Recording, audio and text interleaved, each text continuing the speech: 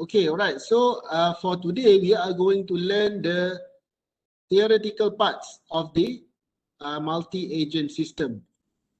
And today's class will be based on a book written by Michael Woolrich entitled An Introduction to Multi-Agent Systems. Okay, so basically, in terms of technological advancement, programming has progressed through several stages. The first one, they start with the machine codes, and then they progress through with some more advanced coding or programming language, such as assembly language, and also machine independent programming language.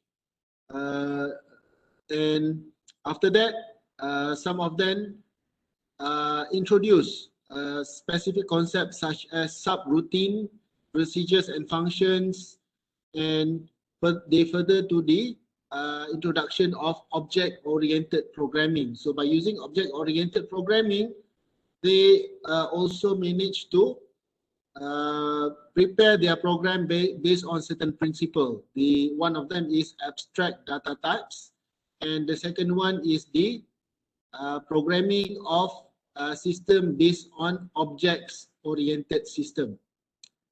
Okay, so where does this bring us?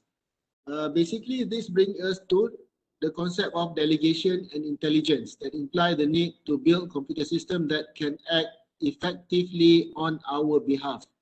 So this implies the ability of computer system to act independently, and as well as the ability of computer system to act in a way that represent our best interests while interacting with other humans or system. So there are two main features that we need to discuss. The first one is the independent. Independent may refer to independent decision making in comparison to the entire system, and also the ability of the computer to represent our best interest, that is to optimize the solution based on our specific preference. So let's say, for example, if we want to study the behavior of a system, so we need to create a program that is capable to represent each of the entity within the system.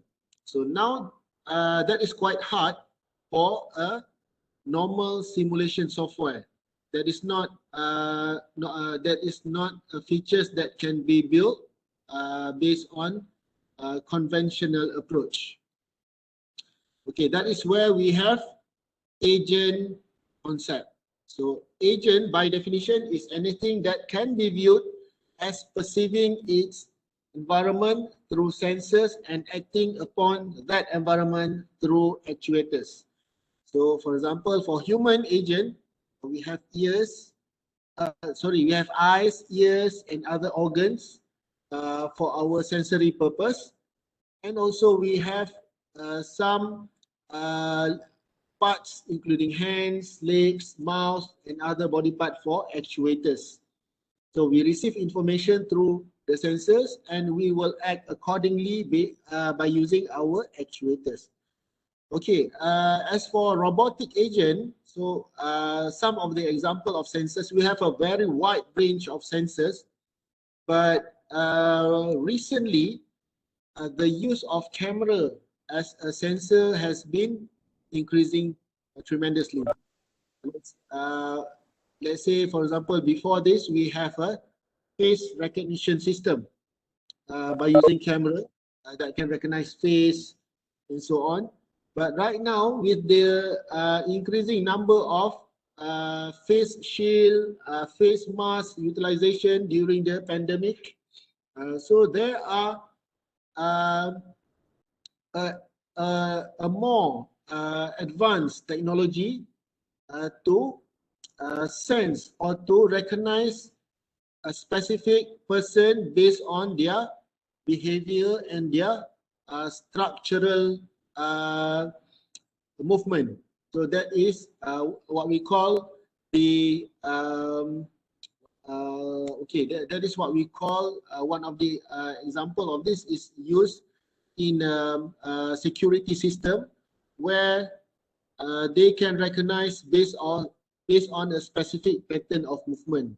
So these are one of the example of the state-of-the-art technology of using cameras as sensors for human recognition.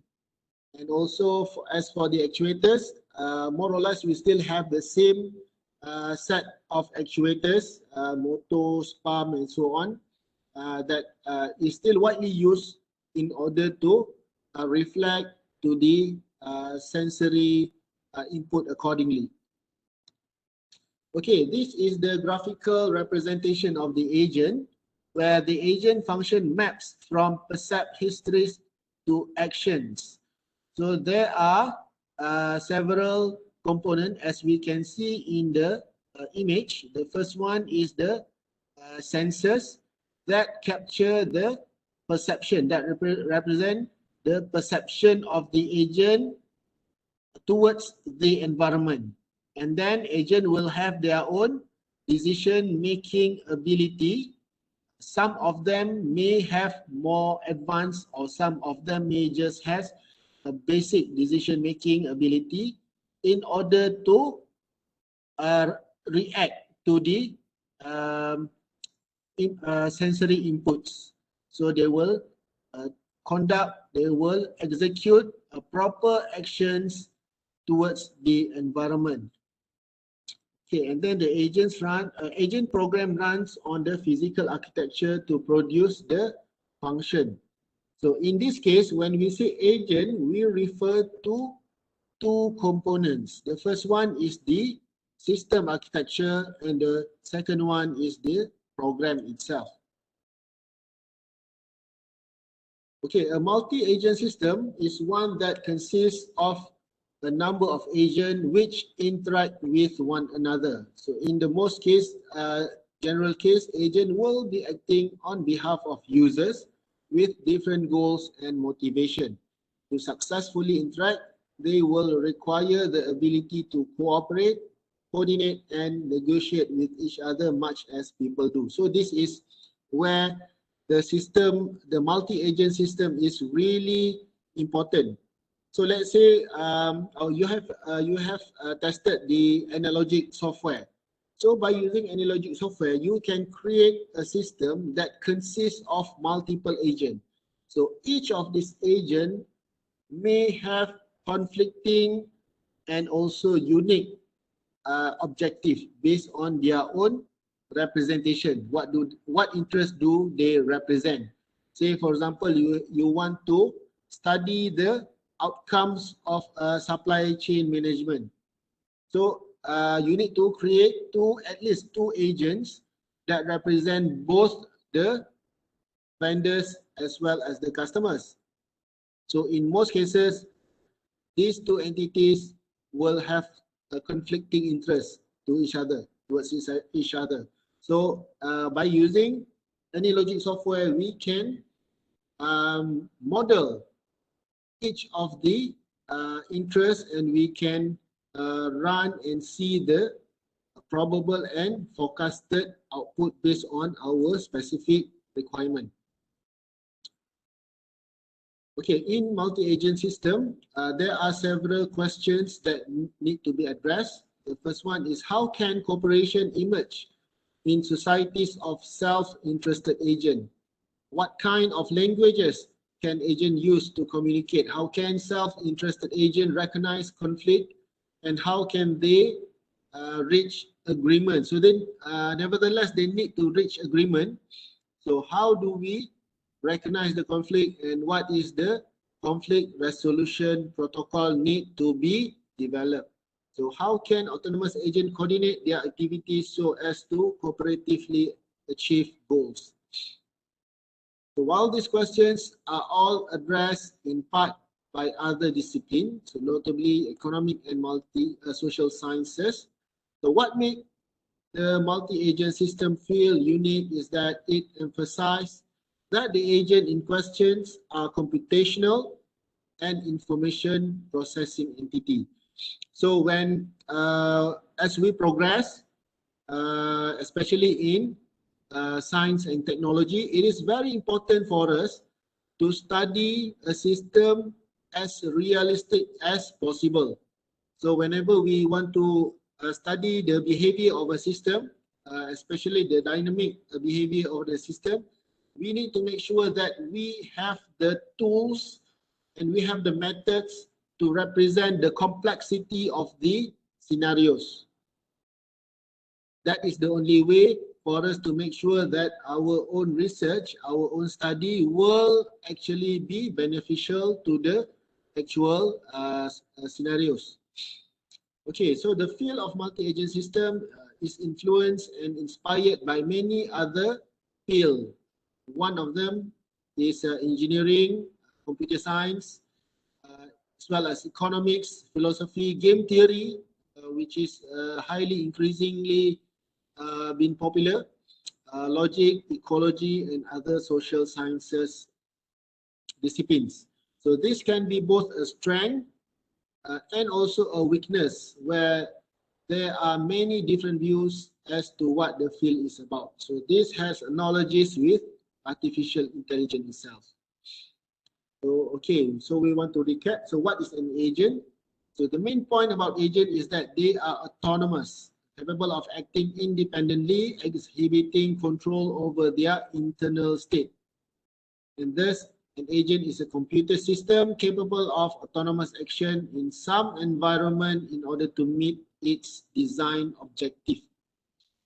So it needs to be put in a specific environment. Okay, this is a trivial about agent. So a thermostat can be considered as an agent because it has the ability to receive sensory input, and it can react accordingly based on the input. So thermostat can be considered as a simple agent. Other than that, Unix daemon, we are not very familiar with that, Unix daemon. And also an agent, an intelligent agent is a computer system capable of flexible autonomous action in some environment. And there are three main criteria for being flexible. The first one is reactive. Second one is proactive. It has to be, or it may contain the ability to be proactive, and it has to be equipped with social ability. So one of the social ability is to coordinate and cooperate. Other than that is the ability to resolve conflict whenever conflict occurs. Okay, what is reactivity? So if a program's environment is guaranteed to be fixed, the program need never worry about its own success or failure. So a program just executes the codes blindly. For example, a fixed environment, a compiler, so it will not need any decision making. It will just execute the command blindly.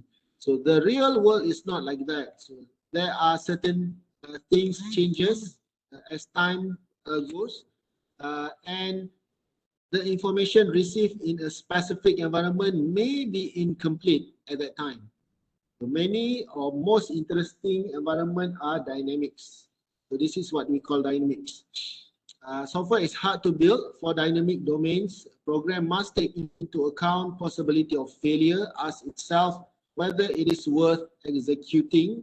And a reactive system is one that maintains an ongoing interaction with its environment and respond to changes that occur in it. Okay, as for proactiveness, so reacting to an environment is easy because we just need a set of input, and then we can create the response rules based on the input. But we generally want agent to do things for us. So in this case, one of the agent type, we will learn about agent type later, may have the ability to direct its behavior towards a specific goal. That is what we call proactiveness. That is to generate an attempt to achieve goal, not driven solely by event, and also it takes initiative to influence, to try to influence the environment. Okay, in designing a suitable agent, so we want our agent to be reactive, a response to changing condition in an appropriate fashion. We want our agent to systematically work towards long-term goals. So the beauty of an agent is that we will be able to coordinate, or we will be able to configure an agent to work systematically in achieving a long-term goal. And these two considerations can be at odds with one another, because whenever we have a different perspective, the first one is a short-term perspective that is reactive, and the second one is a long-term perspective that is proactive. So normally we will have a contradictory outcomes. So that is where we need to compromise. We need to do some compromisation and to reach a balanced outcomes that we need. So designing an agent can be balanced, remain an open research problem. So this is normally it's a never-ending questions, and it is open for us to keep improving what is available, what exists in the world. Okay, the next component, important component for agent, is the social ability. So that is, the real world is a multi-agent environment, and we cannot go around attempting to achieve goals without taking others into account. So some goals can only be achieved with the cooperation of others. So similarly, for many computer environments, we will need to create a program that is capable to have a social ability. So social ability in agents is the ability to interact with other agents and possibly human via some kind of agent communication language, ACL, and perhaps cooperate with others. So agent just object by other names. So object may encapsulate some state, communicate via message passing, has methods corresponding to operation that may be performed on this state. So however, for agents, there are several significant attributes. The first one is agents are autonomous. So agents embody stronger notion of autonomy than object. And in particular, they decide for themselves whether or not to perform an action on request from the other agent. Second one is agents are smart, so capable of flexibility, reactive, proactive social behavior, and the standard object model has nothing to say about such type of behavior. And the last one is agents are active. The multi-agent system is inherently multi-threaded, in that each agent is assumed to have at least one thread of active control. So when we build an agent, we simply want a system that can choose the right action to perform, typically in a limited domain. And we do not have to solve all the problem of AI to build a useful agent. So we just need to focus on a specific sets of problem only. So one of an outstanding figure in multi-agent world, Oren Edzioni, speaking about the commercial experience of NetBot. So we made our agent dumber and dumber and dumber until finally they made money. So this is a trivia from the CEO NetBot. Okay, as for the environment, so we need to determine if the environment that we are dealing with is considered as deterministic or non-deterministic. So a deterministic environment is one in which any action has a single guaranteed effect. There is no uncertainty about the state that will result from performing an action. So the physical world can, to all intent and purpose, be regarded as non-deterministic. Non-deterministic environment present greater problem for the agent designer because it has uncertainties. Okay, the second factor is the static versus dynamic environment. So a static environment is one that can be assumed to remain unchanged except by the performance of action by the agent. So we don't expect to have a changing or a newly introduced factors into the system in a static environment. We just assume that any changes made by the agent will reflect the changes that happen in the system. So a dynamic environment is one that has other processes operating on it, and which hence changes in ways beyond the agent's control. And other processes can interfere with the agent's action, as in concurrent system theory, and the physical world is a highly dynamic. For example, in a realistic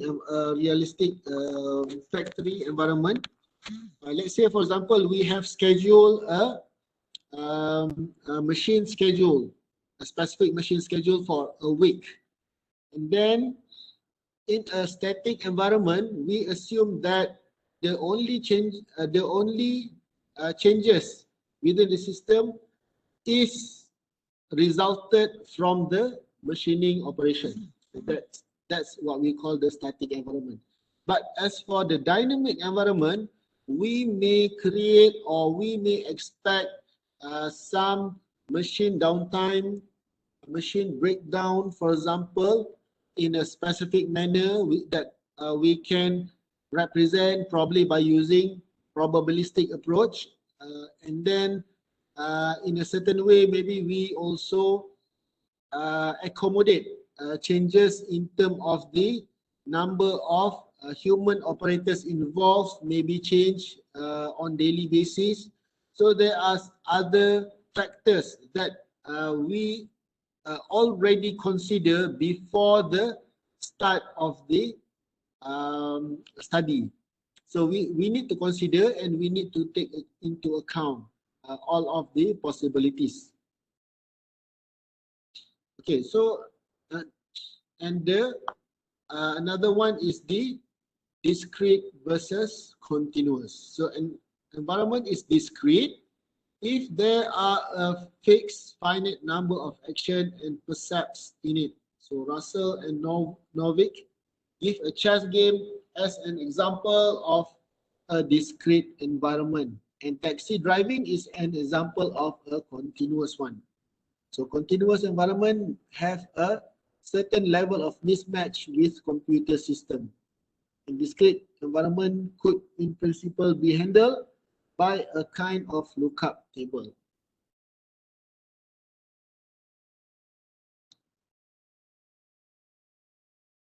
Okay, let's focus on the agent environment. So there are a perception system for the agent. So an agent and the environment only the only interface between the agent and the environment is through the action and the sensory system. And this can be considered as the perception system. So the C function is the agent's ability to observe its environment, whereas the action function represent the agent's decision-making process. So for an output of a C function is a percept. which map environment states to percept an action is now a function. Okay, now let's consider an agent with state. This is the second type of agent. The first one is a simple agent. The second one is an agent with state, where the agent still have both C and action, but in between, there are certain ability that the agent will have. The first one is the database of the event or the sequence of event. And the second one is the next action. So the agent need to anticipate what will happen next and react based on the outcomes accordingly. This agent have some internal data structure which is typically used to record information about the environment, state and history. So let I be the set of all internal states of the agent. So the perception function C for a state-based agent is unchanged, and the action selection function or action is now defined as a mapping. So from internal state of actions, an additional function next is introduced, which map an internal state and percept to an internal state. Okay, this is the agent control loop. So agent starts in some initial internal states, I0, observe its environment state, E, and generate a percept C function. Additionally, the internal state of the agent is then updated via next function and becoming next I0CE. So the action selected by the agent is action next IOCEE. CE. Okay. So this is the agent control loop. So we build agent in order to carry out tasks for us. So the task must be specified by us. And we want to tell agent what to do without telling them how to do it. So there are the agent must decide by itself, must have the ability to decide. Okay, these are the 4 types of agent in increasing generality. So the first one is a simple reflex agent. So for simple reflex agent, it only has actuators and sensors.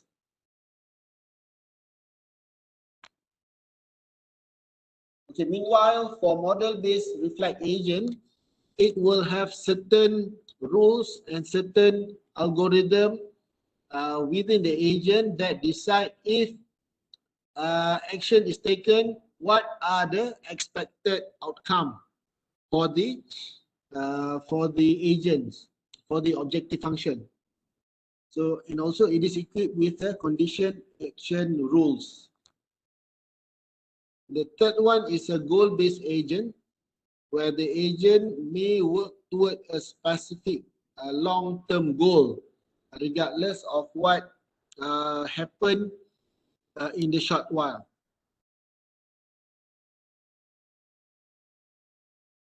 And also we have a utility-based agent.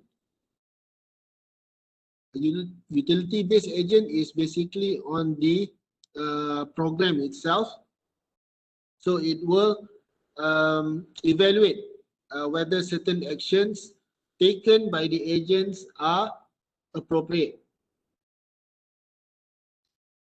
And finally, we have a learning agent.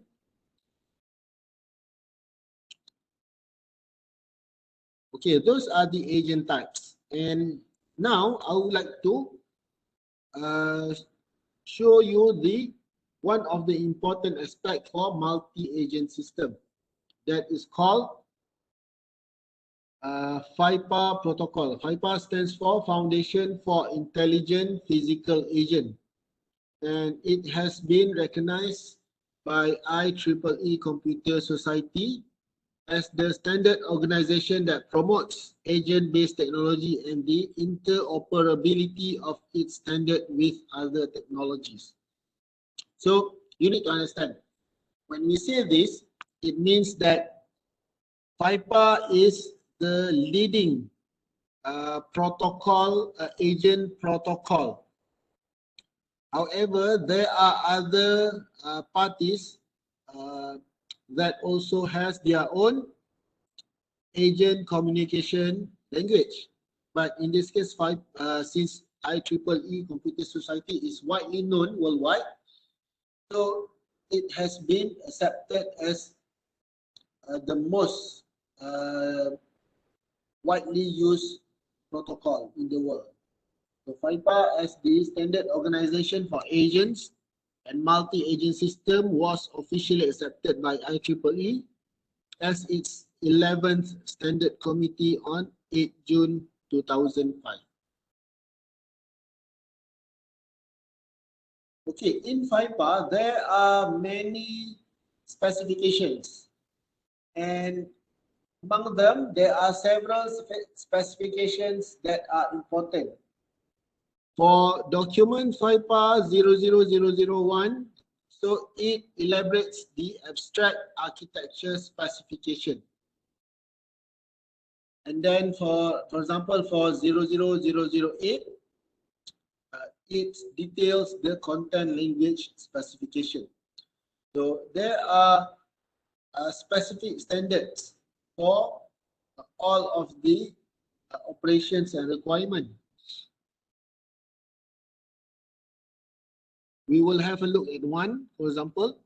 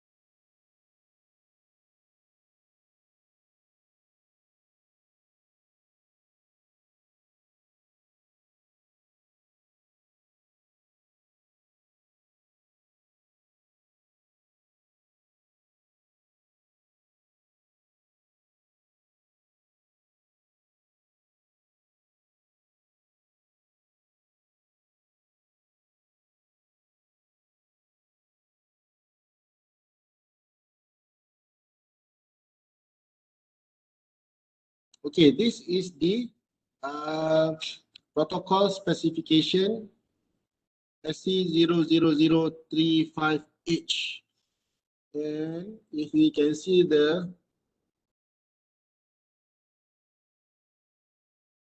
forward, so Foundation for Intelligent Physical Agent is an international organization. These are the forwards.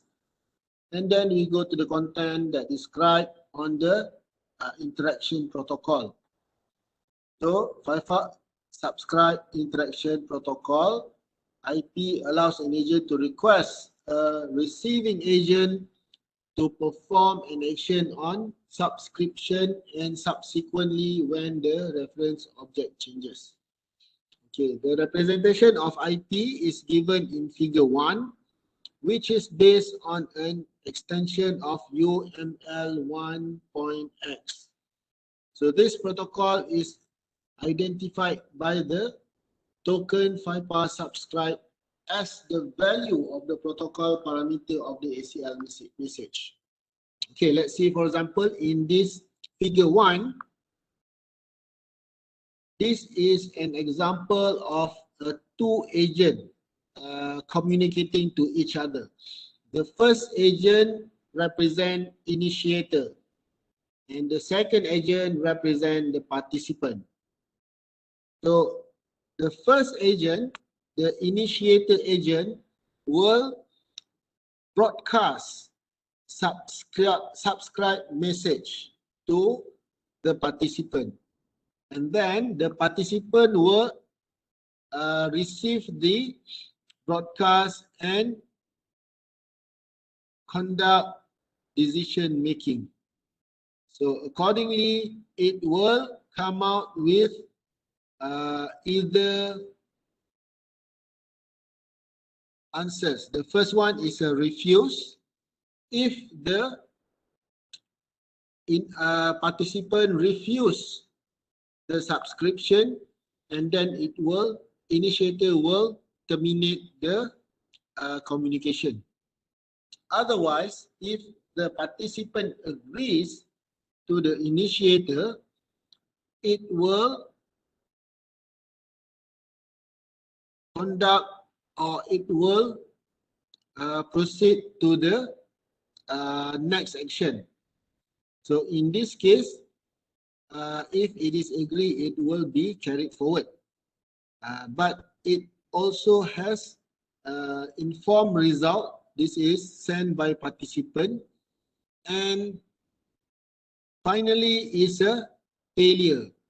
Failure means there are loss in communication. Probably there are some messages or packets of information that is lost in between of them. So that is considered as failure. It is not refused, but the outcome is failed to be stated. Okay, the initiator begins the interaction with subscribe message containing the reference of the object in which they are interested, and the participant processes the subscribe message and makes a decision whether to accept or refuse the query request.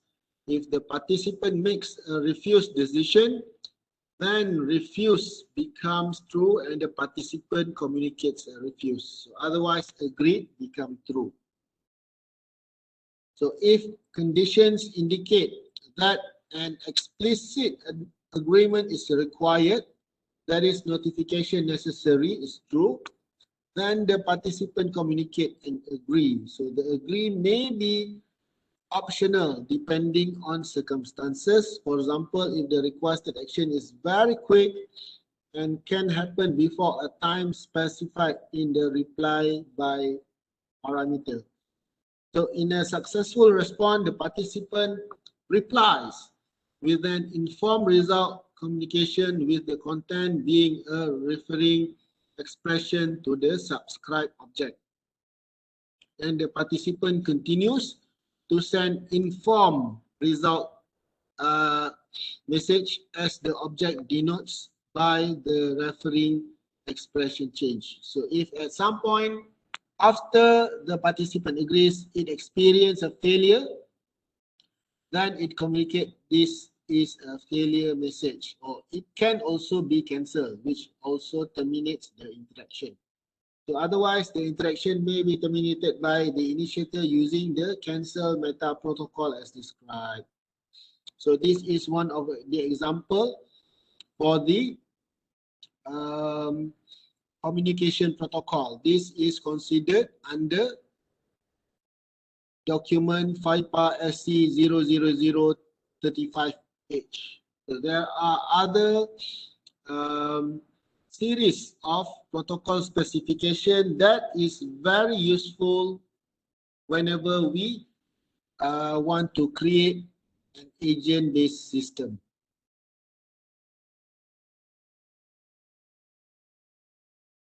Okay, right. So we return to the PowerPoint.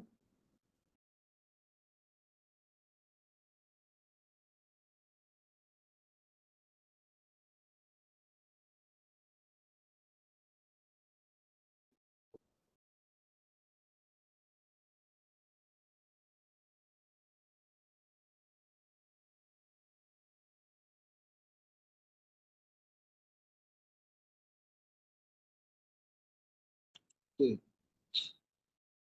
Okay, apart from the communication protocol, another important aspect of agent is the agent management reference model. So we want to deploy agent. What are the reference model for the agent inside a specific environment? So this need to be stated clearly. And one of them is by using FIPA agent management specification. So FIPA also has prepared the kind of template on how agent can be implemented to solve a specific problem. So this is their template for agent management specification, where agent communicates with software as well as the message transport system. And also we need to have, okay, in the gray rectangles, there are two gray rectangles where each of them will name agent platform, meaning that here there are two agents within an environment, and each of the agent communicate by using message transport system. So this is important.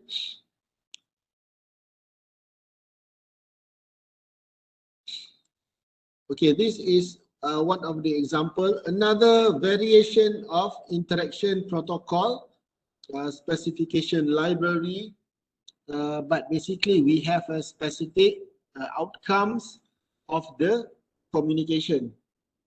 So this is quite important, and also this is very helpful because whenever we use the library specification, we can already expect certain kind of data communication.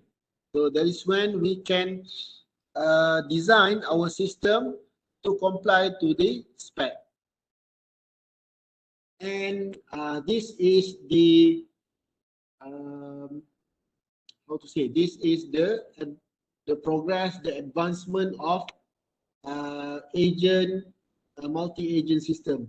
The first one on the left hand side is a hard programming. So we need to do manual programming in order to create an agent. And normally the programming is done through a specific IDE, integrated design environment, development environment, and one of them is Eclipse. So Eclipse is a freeware where it can execute many languages, many programming languages. And two of the most important programming languages at that time were C++ and Java. Both C++ and Java can be used in order to develop multi-agent system. And then after certain advancement, there are many templates. FIPA came out with their own templates, and another one is introduced by Jade for agent development environment. Jade stands for Java Agent Development Environment. And then it still has basic codings requirement, but then there are other drag and drop features, icon-based features, function creation, and so on. So that is very helpful, and it helps to expedite the development of a multi-agent system. And recently, there are increasing numbers of software, simulation software, that enable us to study the behavior of a system with multi-agent entity. So one of them you have learned yesterday, that is any logic that can be used in order to develop an agent, a multi-agent system. So you need very minimum programming skill, but you only need to be your own expert in your own subject matter. So as long as you are the subject matter expert, you can use the software to study the dynamic behavior of your system. Okay, all right. So For the first part of today, we have finished. We are going to look into one case study after this, and then we are going to proceed with some example. Okay, I would like to give a break. So we right now is 2:53. So we take a 7-minute break. We see again on 3 o'clock.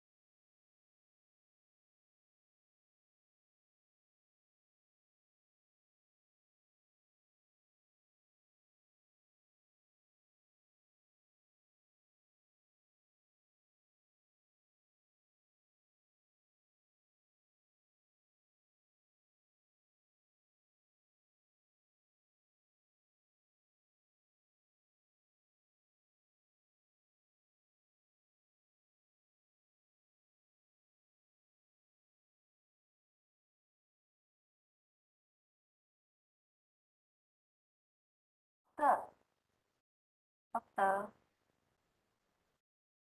Yeah. Doctor, can you hear me? Yes, I can hear you.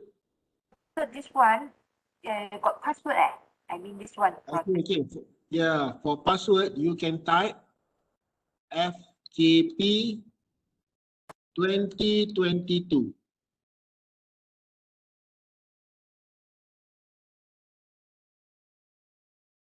FKP 2022.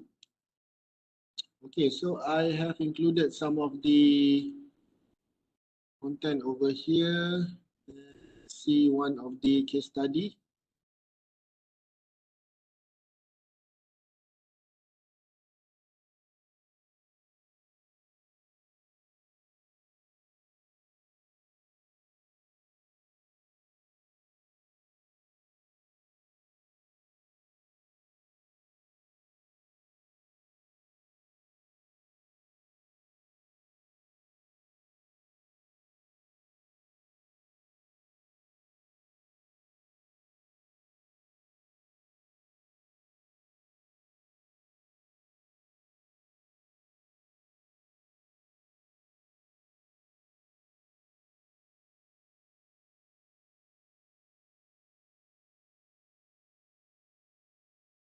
Okay, I would like to show you one of the example of multi-agent system research.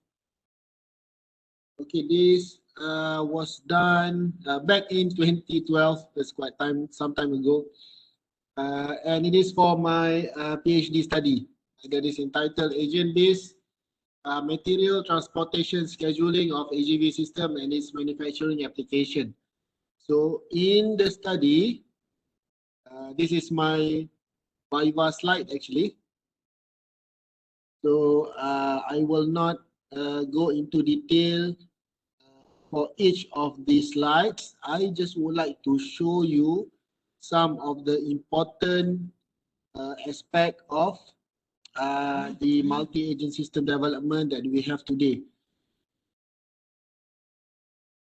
Okay, so basically the agent system is also, there are one school of thoughts of the holonic manufacturing, agile and holonic manufacturing, where we have a holonic inspired material transportation system that is based on distributed transportation task assignment. So basically, in a conventional way of managing material transport, so there is one centralized scheduler that is responsible to take into consideration the schedule for the entire workload.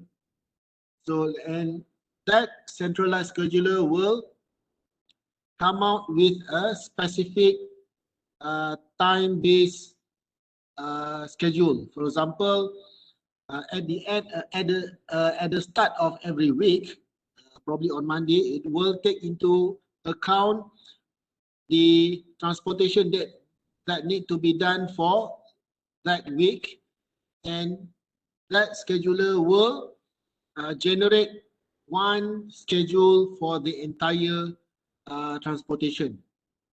Meaning that if, let's say, we have 20 or 30 transport vehicles, so that centralized scheduler will schedule the all of the vehicle within the system. But as at the time as we studied, based on literature and based on several cases, we found out that when we have a centralized scheduler, there are certain disadvantages and limitations.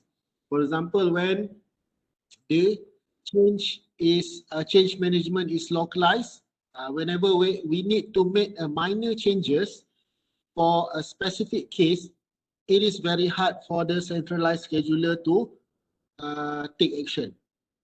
The second one is on the information traffic load and the processing, as well as the a single point failure. Whenever we have a centralized scheduler, it is highly possible for us to have a single point failure where if the centralized scheduler fail, so the entire transportation requirement could be stuck. So for that reason, we introduce another approach of scheduling that is called distributed transportation task assignment, where we delegate the power, the autonomy of selecting the vehicle to the several or multiple schedulers, and that scheduling functions in our case is given to the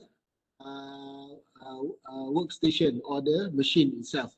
So we do some simulation and we do some studies, and this is the proposed. On the left hand side is the proposed multi-agent architecture for the material transportation system, where we have 3 agents. The first one is the transportation task owner, who is the owner of the task. And the owner of the task has a single objective to minimize the waiting time for the task to be transported. And also it will initiate the auction. The second agent is the transporter agent that is responsible to transport material, and the objective for transporter agent is to minimize the average waiting time for the task it bids. Meaning that if, for example, one vehicle arrives at the station, the vehicle intention is to have a minimum waiting time, so it will not wait. It will it doesn't need to wait for a long time before it can move to the other place. So, and also the final agent is the monitor and coordinate agent, so to monitor the system and collect the data. So based on this specific problem, we have divided the study into several, this is actually the chapters, into several sections. The first one is on the development of dynamic communication protocol. So we take into account the existing contract net protocol, the FIPA interaction protocol stated here. So we take into consideration this protocol, and we want to upgrade the protocol so that it can exploit the dynamism of AGV position. In this case, because AGV is a moving agent, so when it is a moving agent, so we want the system to take advantage of the latest location or latest position of the AGV. And for that reason, we want to enable revisable bidding. So in a basic FIPA model, we are not allowed, the agent are not allowed to make any changes unless it is a failure. Okay, in this case here, if it is, okay, I will show, don't worry, I will show later. Okay, but in our case, we want to make the bidding revisable. Say, for example, if the transportation task owner agent has already awarded a transport task to a specific transporter, within a specific time windows, it still can revise. It can revoke the award and can re-award the task to another agent. So for that purpose, in order to create a dynamic protocol, we enhance the contract net protocol with location-aware function and also event-based multi-round bidding. Okay, the second part of the study is on the multi-capacity utilization. So to enhance task assignment protocol to optimize the performance of multi-load AGV and also to assign multi-task per auction. Okay, this is important because as for AGV, there are several types of AGV that are capable to transport multiple workload simultaneously. So we want to take the advantage of optimizing the capacity for each of the vehicle. So in that case, we use four main approaches. The first one is the formalization of knapsack problem model. We will study about this. I think we have studied about this in the PSO, and also extend vehicle routing model for multi-load AGV using combinatorial auction with XOR bidding rule. This one is to enable the ability to split the workload and also to combine a workload. Say for example, in a specific station, there are certain numbers of workload. So do we need to put it in a group? Do we need to transport it in a group collectively, or can we split it? So in the case that we can split the workload, so we can use the XOR bidding rule. And the final one, to establish conflict resolution for task assignment. And as for section 5, we provide an effective tool to decide the design parameter of a multi-agent system based AGV for dominance-based multi-objective problem. This one is a development by integrating simulation tool as well as by using the conventional programming methods. And we established the simulation approach of a mass-based AGV system design, provide a simulation procedure and tool of mass-based AGV system. And also we use RSM, response surface methodology, to optimize design parameters value. This is when using RSM, it is very related to the dominance-based multi-objective problem.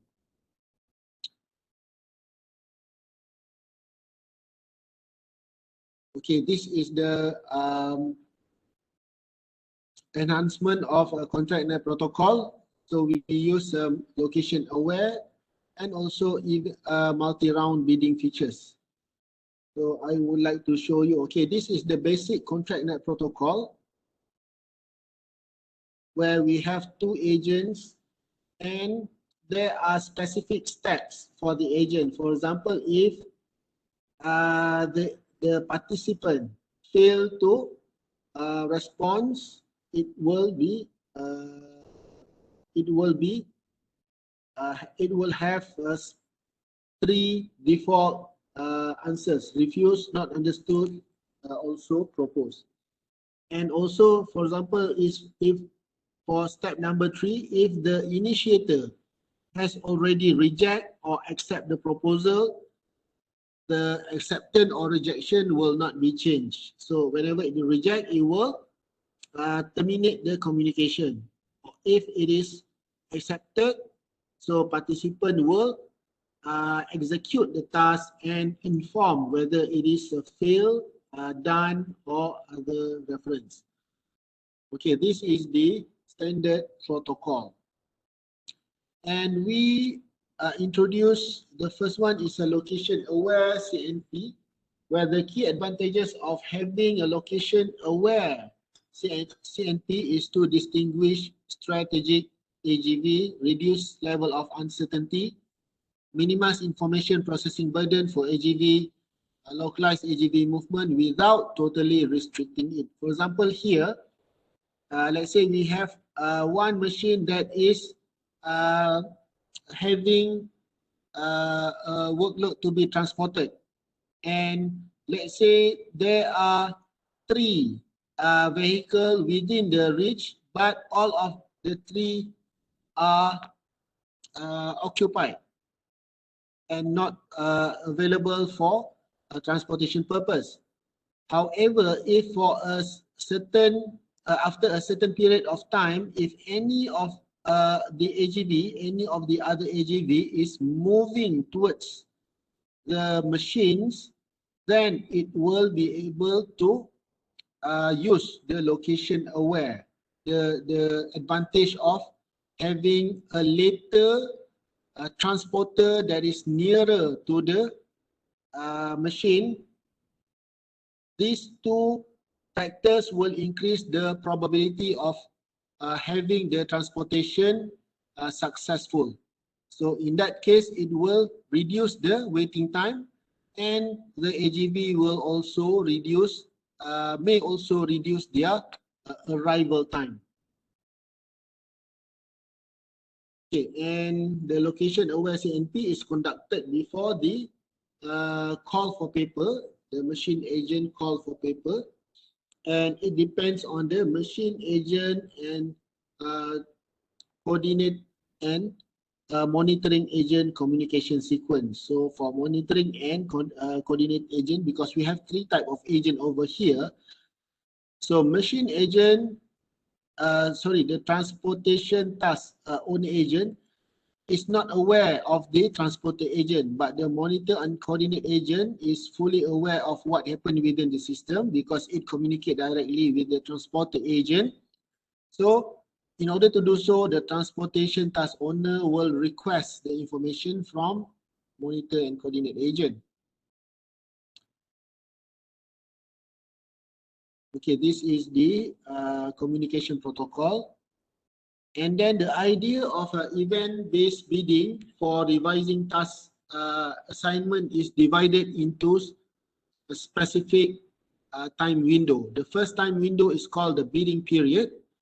The second time window is AGV arrival time slack. And the last time window is the delivery period. So each of the transportation will require a minimum delivery period in order for the item, the workload to reach the destination within time. So in this case, the only period where a task owner can revise the award is during the bidding period only, because it will has to consider the AGV arrival time slack as well. If the AGV is located nearer to the agent, it will has more advantage. It will be it will have more advantage to successfully bid for the task from the task owner. So there are specific calculation for this one. In order to calculate there are some variables: current time, the earliest pickup start time for operation, specific operation, the latest pickup start time, start of the successive operation, and start of the loading of operation. So there are specific calculations that need to be done, need to be determined in order for the award to be successful. And for that reason, we enable a multi-round bidding where, okay, this is the case where one task owner, MA2, is communicating with two AGVs, AGV1, AGVA2. So let's say, for example, when the MA2 initiate the call for proposal, it will send to both of the AGV agent, and then let's say, for example, AGV2 propose and but get rejected, so it will give a tentative award to AGV1. But for example, if AGV2 is having advantages due to certain changes, it will be able to re-propose to the MA2. And if the proposal is made within the bidding time, it may the MA2 may be able to revise the proposal if it is more beneficial or more profitable to them. So these are all based on a specific objective function for each of the agent.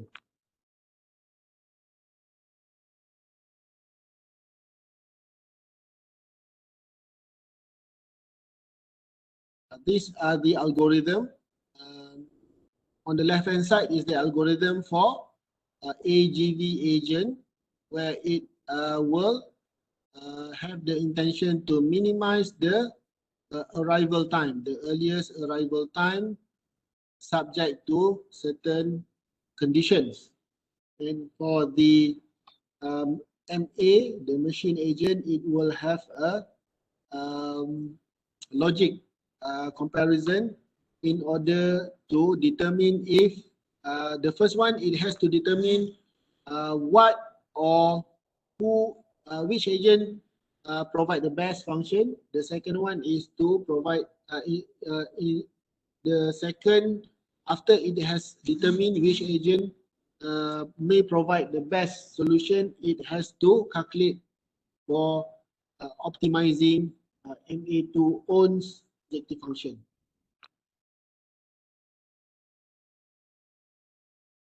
And then this is the algorithm for the MA2 to decide revision of earliest AGV for the second round or the next round.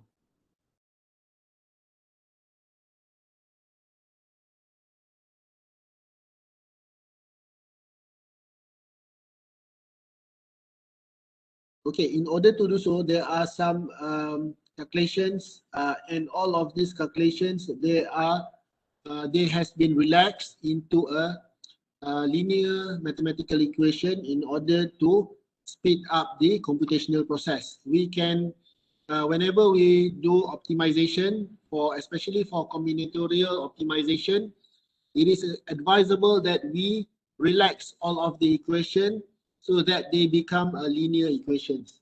That will help a lot in terms of obtaining the result as fast as possible. That is in the case of where the result need to be obtained in a real-time manner. Otherwise, if we have the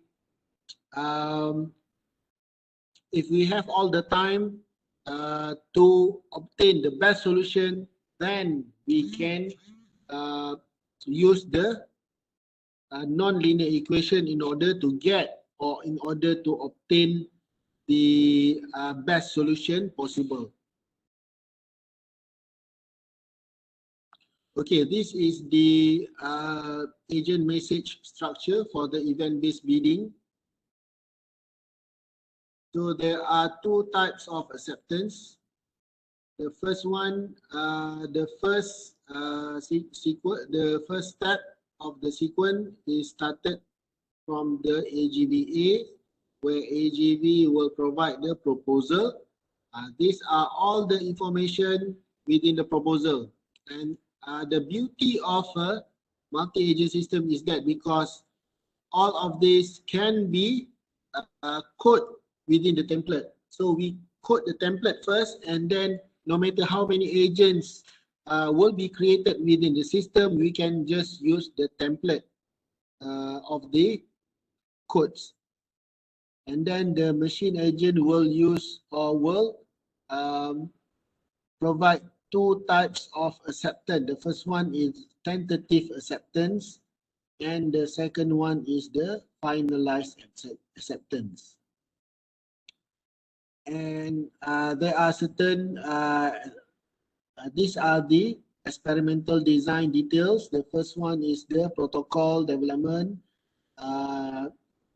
The first one is we use the standard CNP with no location aware and only single round bidding, and we improve that and equip it with the location aware and multi-round bidding. As for the design parameter, we use job arrival rate as well as the number of vehicles. And there are three main performance measurement. The first one is system throughput, second one is percentage of loaded travel, and the last one is average pickup waiting time. So all of these three, whenever we have a multi-objective problem, as we can see here, we have three performance measurement. And all of these three performance measurement need to represent different interests. The first interest represent the system. We want to optimize the system. The second interest is optimizing the AGV utilization, because we want to see what are the ratio of loaded and unloaded empty travel. We want the machine, we want the AGV to have more loaded travel in comparison to unloaded travel, because unloaded travel is considered as a non-productive. And the third one, the average pickup waiting time, represent the machine interest, because whenever a machine has a late or has a long waiting time, so that represents that the system or the machine is having burden to store more complete or finished product. So we need to minimize the average pickup waiting time. Okay, this is the details for the system we study based on a specific case study. And these are the simulator development, where it consists of several components. The first one is the Eclipse IDE in order to do the programming, and then we use the available agent template called JADE, Java Agent Development Environment, in order to control or in order to construct the multi-agent platform. And then we use one iLog plugins that is called OptimJ, that can plug the mathematical equipment, mathematical formulation to the Eclipse, because in this case we have a sets of mathematical equation that need to be solved, and we use iLog software to solve the equations. So the equation is fed back into the system, into the Eclipse IDE, by using OptimJ as the bridge. Okay, and this is the some of the results obtained. On the left hand side, we can see that the increase of vehicle, to a certain point, it will increase the throughput. In this, for this category, we call it the AGV bottleneck. And then up to 10 AGVs, we see that the throughput has been saturated for number 11, 12, and 13. So for this area, we call it a machine bottleneck. That is, additional of vehicle no longer increase the productivity. And for the second performance analysis is the percentage of AGV travel time, where we have a differing number proportion of idle time and travel time.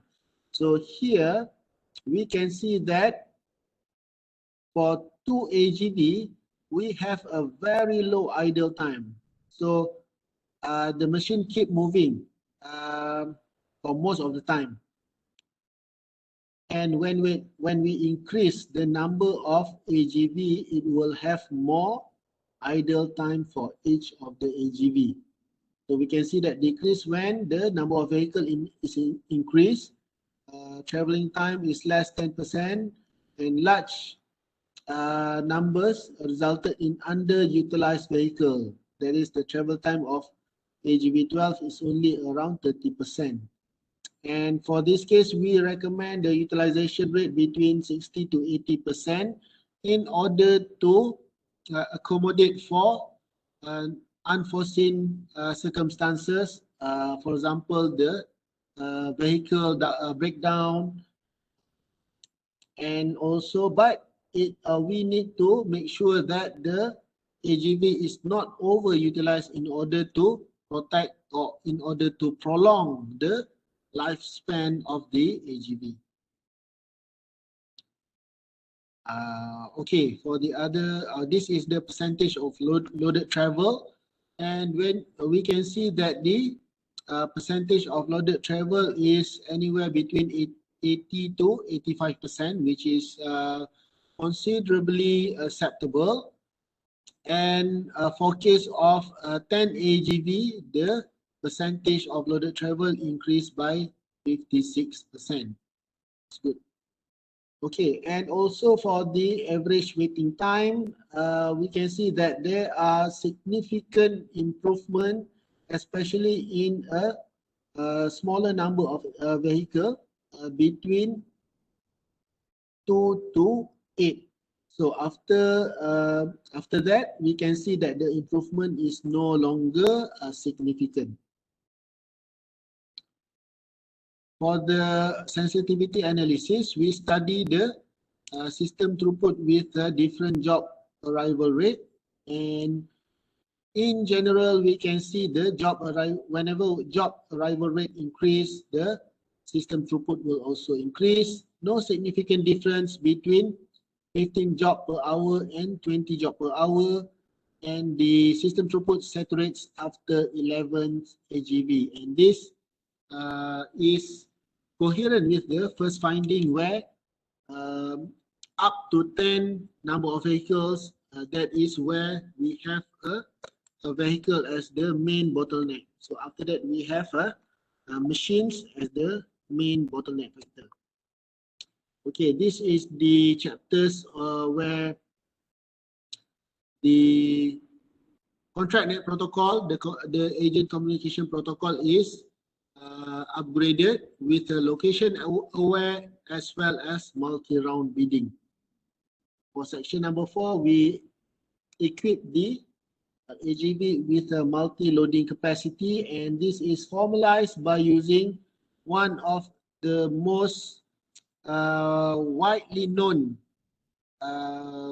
heuristic problem, that is called knapsack problem. We have learned knapsack problem in the first class, and in the first class we solved the knapsack problem by using particle swarm optimization. So please pay more attention, a little bit more attention on the knapsack problem, because it may be useful for later assessment. Okay, and for this case, we use it to model the capacity of each of the AGV, and we extend the vehicle routing problem. Vehicle routing problem is also a heuristic approach, and we equip it with a time window for multi-load AGV, which is quite difficult to be done, because we need to consider multi-load AGV with multiple loading to accommodate the requirement of a machine. The first one is the to minimize the pickup time and to have the earliest arrival time. So that is quite difficult, and we need to compromise certain factors in order to reach the agreement, in order to reach the optimality for multi-load AGV. Third one is the utilization of combinatorial auction with the XOR rule to enable M machine to N AGV simultaneous task sharing. So let's say, for example, we have in the shop floor 10 task owner and also 20 vehicles. So at one time, we may have more than one task owner that is calling for proposal, and we may have more than one AGV that is available to bid. So what are the rules that we need to put so that the bidding process will not be conflicting to each other? Let's say, for example, one agent representing AGV number 3. So can AGV number 3, can the agent bid to machine number 1 and number 2 simultaneously. So that are the things that we need to anticipate. So in this study, we utilize the combinatorial auction with XOR rule.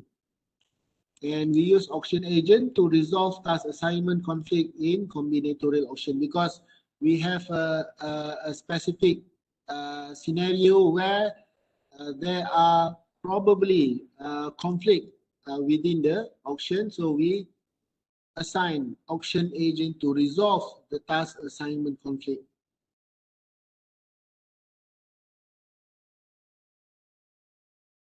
Okay, and for that reason, we have extended the protocol, and so the machine agent no longer speaks or send the call for proposal to AGV agent directly. So everything need to go through to the auction agent, and auction agent validate the biddings and validate the assignment. So validate biddings from the AGV agent and validate the assignment from the machine agent. So by this way, it can resolve the conflicting assignments. So there are, other than that, we have in this presentation, we don't put all of the hard codings, programs, and so on, but those are represented by using algorithm, so that whenever people want to develop their own system, they can always refer to the algorithm on what are required within the system. So in order to formalize, we base on the initial knapsack problem that is on the left hand side, and we formalize the equation in order to accommodate our problem that is on the right hand side. That is, this is done iteratively and also after lots of consideration. Okay, the rest are only the details. I think we don't need to discuss the details. There are some component, the time window constraint, AGV routing constraint, AGV capacity constraint is also important, because we don't need, or we don't want to over assign transportation tasks exceeding the actual capacity of the AGV and so on. And these are the idea for the auction agent. So you can have a look at the details later. Okay, but those are the kind of study at that time, 2012, on how we want to develop an agent-based system to solve a specific problem. So by using this one, we can have an overview on how the system behave and how we want to make decision based on the result. As you can see, I want to also use I want to show you on this one the sensitivity analysis. So sensitivity analysis is done based on the three main performance measurement, because this is done based on a multi-objective optimization. So we want to optimize the system throughput, number of vehicles, and also the capacity. So in this case, we see that the in general, whenever we increase the number of AGV, we will have a higher throughput. And also whenever we increase the capacity, we will also have the higher throughput. However, it is more desirable if we increase the number of AGV rather than the number of capacity.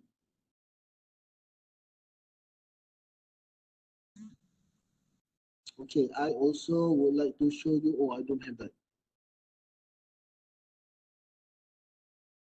Okay, I don't have it here.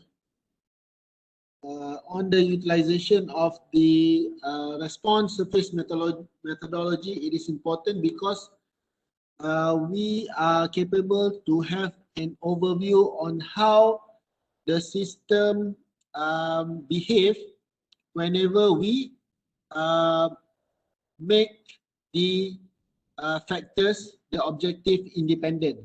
Because normally when we deal with a multi-objective optimization, normally we just aggregate all of the objective into single equation. However, for this study, we don't aggregate all of the objective into single equation, but we study the effect of the objective independently. So whenever we use dominant based approach, we have to use Pareto front methods in order to evaluate the effectiveness for each of the objective. Okay, so up to this, do you have any questions?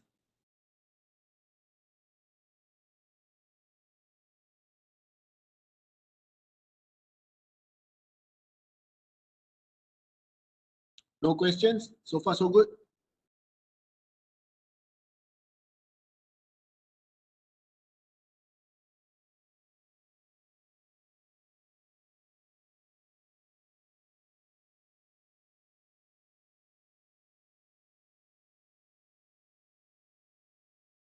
Okay, there are lots of teaching materials and other details here. You can browse. This is hafizfazli.wordpress.com, and the password is FKP 2022. And I would like to show you one of the example, one of the YouTube example, very interesting on how agent behave.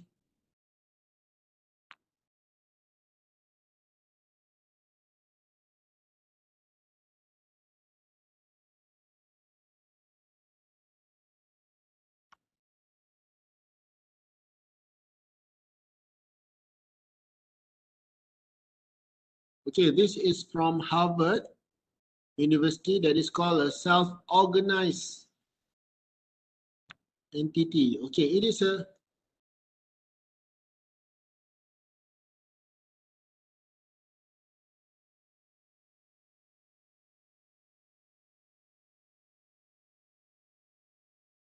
so they would like to create a system, a robot, a swarm of robot that is capable to self-organize themselves. That is to mimic the behavior of, say, for example, ant that work together in group to reach a specific goal.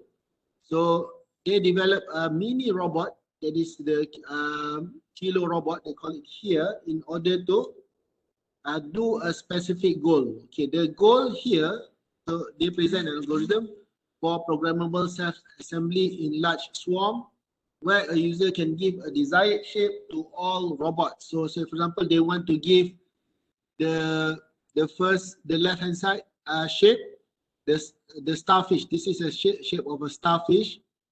So eventually all of the robot will self-organize themselves into the starfish shape.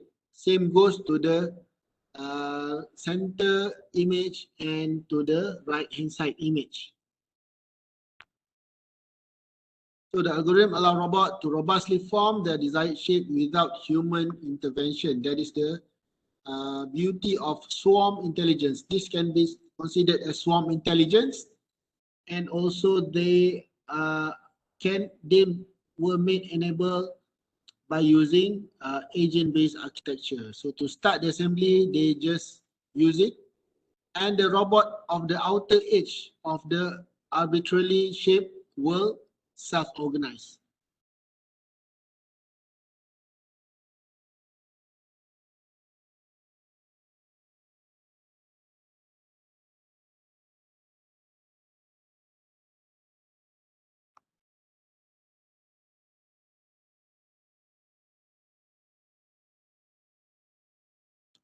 it may take several hours, but eventually it succeed in organizing the entire swarm.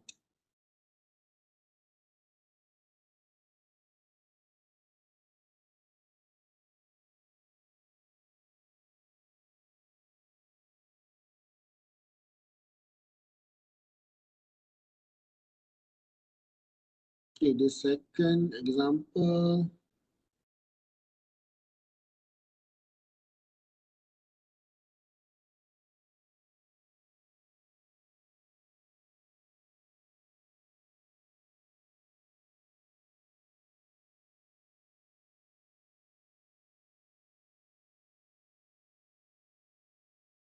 This is a second example of having groups of robot AGV.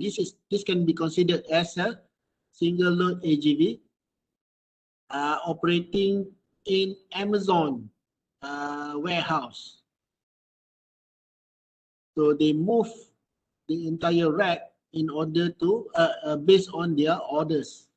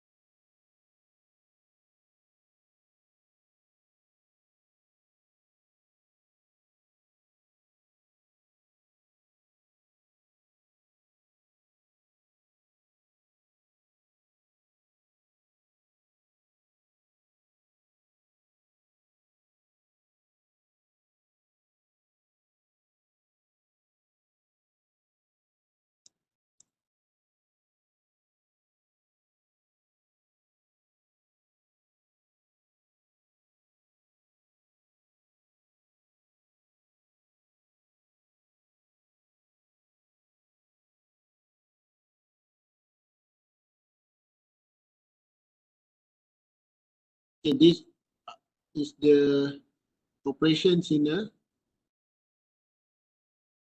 Amazon.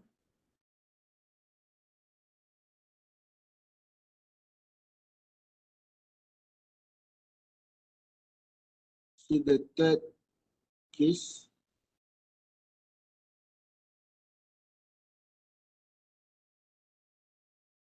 So apart from Amazon, this is another global competitor, Alibaba, operated in China.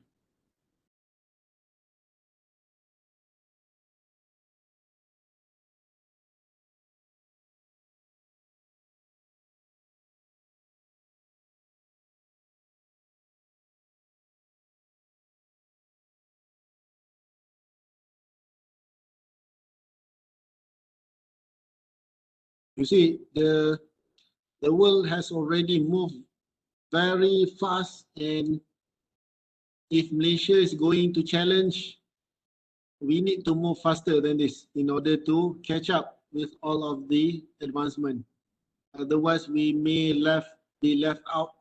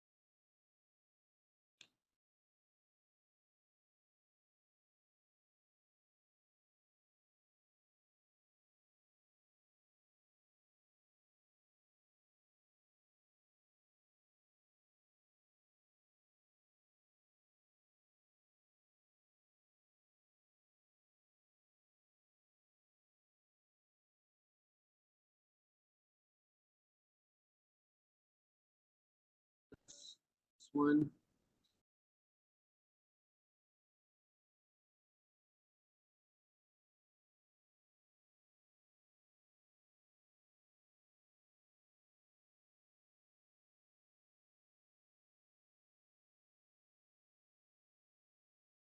This is called a mini cheetah and was developed by the leading mobile robot developer Boston Dynamics.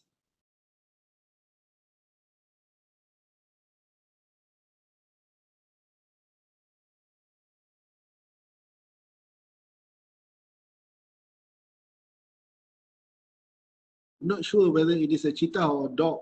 It looks like a dog, a group of dogs.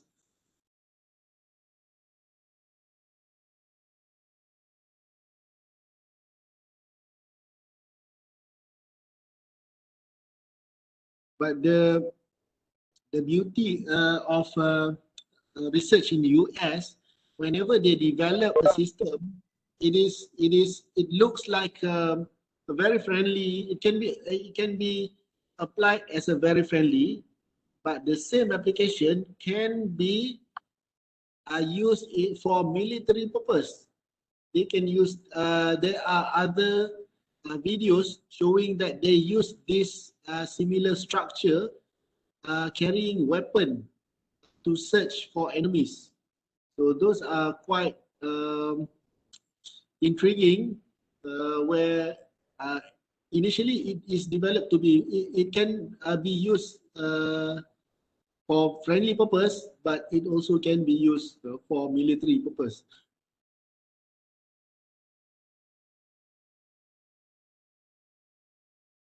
And they can use multi-agent. They can equip each of the entity with a agent control system in order to coordinate the group to reach a specific goal. This is done by MIT, Boston Dynamics by MIT. This is the other test. It's a robotic, but it is not related to agent, where they test the algorithm for dynamic reaction.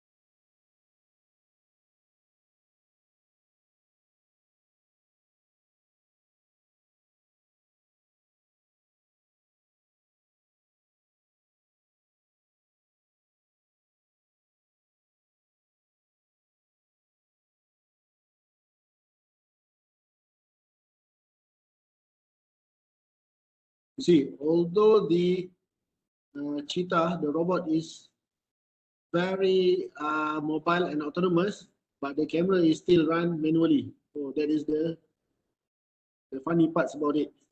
They should do automated camera movement as well.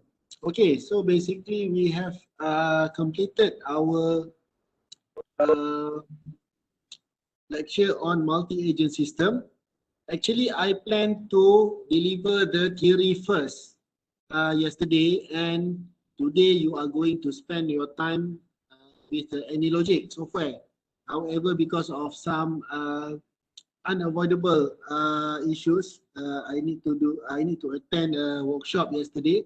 So you have explore the AnyLogic software. That is very good. That is the kind of a state of the art analysis by using agent. And today you have learned the theoretical parts of it and see on how agent can be used to do some research and to analyze problem. So okay, for that, I thank you. So any questions?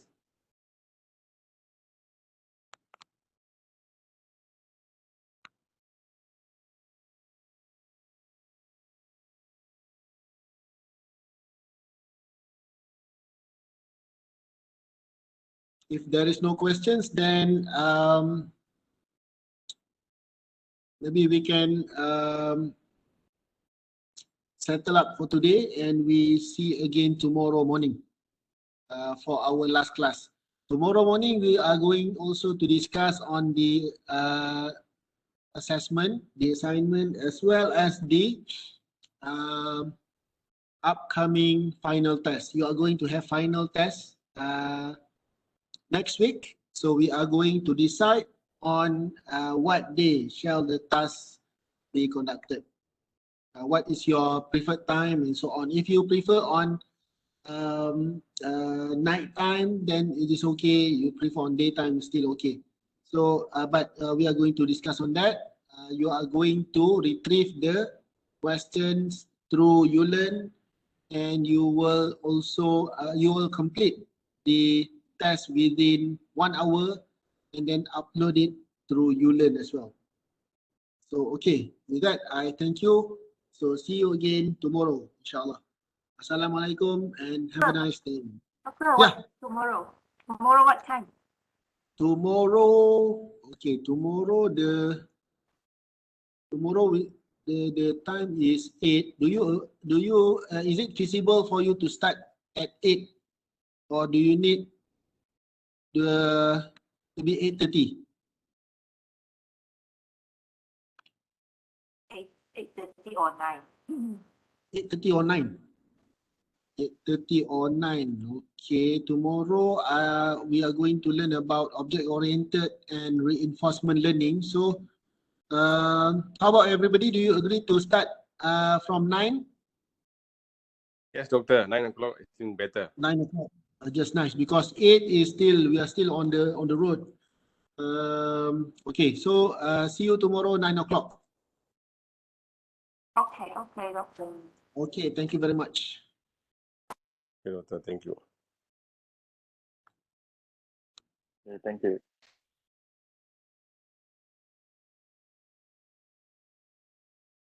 Okay, thank you. See you again tomorrow.